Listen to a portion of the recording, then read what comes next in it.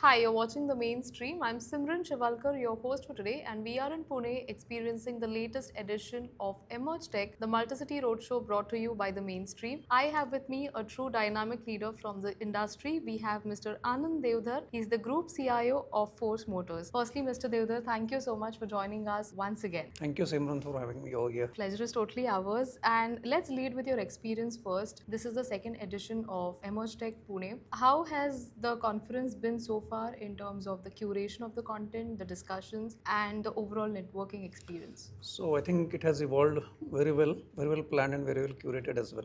Thank And you. the sessions are also properly planned and managed very well. So all the discussions we have had so far in terms of AI, cybersecurity, cloud as well, I want to understand from you. From an industry like automotive, what makes events like Emerge Tech very specific or industry specific when there is a lot of cross connections across strategies coming in from a lot of thought leaders? So how do you, if you could throw some light on that? So I would say that whether it is any manufacturing industry or any industry, technology remains the same. Whether it means we need to have AI, there is AI in place, there is cyber in place, there is a backup details as well in place, and Correct. incident management system also there. And there's one more session I think from Tata Communications as well, wherein Correct. we'll be getting to know about what all it is getting done over there. So what my point is that in whichever sector or industry you are there, the technology matters, and most of the things are getting covered over there. And I also find the panel discussions which we had in between, they're very quite fruitful and insightful as well. Fantastic. Next, AI is already making a buzz. We've already had a panel based on AI. There are a lot of branches, Gen AI, Agentic AI. From your point of view, from a leader's point of view, what is the roadmap when we talk about emerging technologies such as AI or even cloud for that matter? So AI is there to stay. I would rather say wherever there are repetitive jobs are there, most of the jobs will be taken over by AI. Correct. Second is AI helps in speed, achieving the speed. For example, it's very humanly impossible to calculate and then come up with the result in maybe 10, 20, 30 minutes, wherein you need to take action. For example, in case it's a SIM-based platform. Correct. And there are a lot of analysis that are going on. And if you don't take a decision or a call within 20 or 30 minutes, then some incident is going to happen. So here a human being, maybe if you call 100 human beings over there to work on that, it's very difficult to analyze that in 20, 30 minutes. With AI in place, I think this helps a lot in taking decisions at a faster pace. The only thing that the human needs to do is to review that decision and take action on that. So, would it be safe to assume that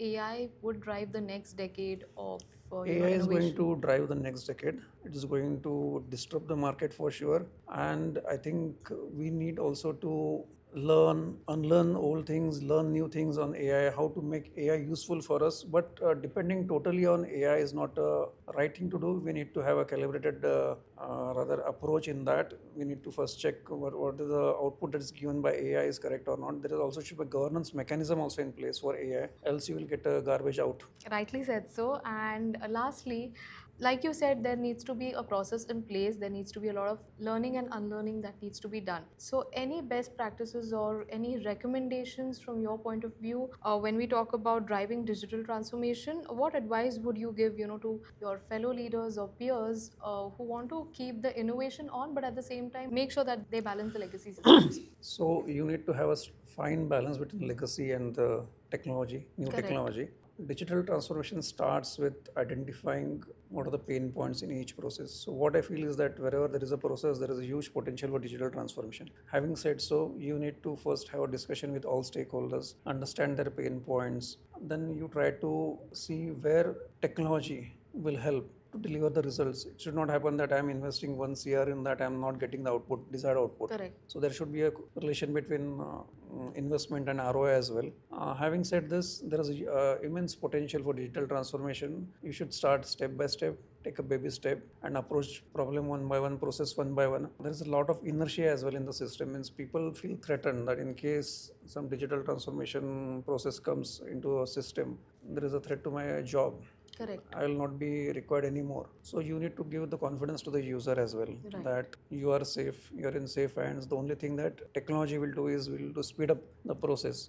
You need to also identify the people. I normally classify people into 10, 20, 70 category. Correct. 10% means you're good people, 20 are your terrorists whom you need to identify, because these people will always try to disturb whatever you try to do. Correct. And 70% are the fence sitters. So idea is that identify that these 10 good SPOCs across each function, do a POC, prove that technology, and once the technology is proved, this 10% fall in line, then do a name and shame.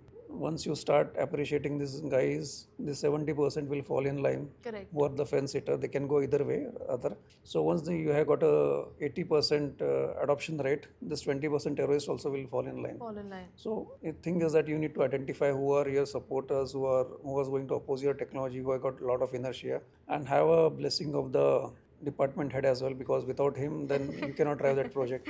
Absolutely. So it circles back to people, process, and technology, and Right. you need to prioritize how you, connect the dots between all three. So I think that's pretty much insightful for today. And thank you once again for sharing your experience and being a part of this conference. Thank you, Simran. Thank you. Thank you.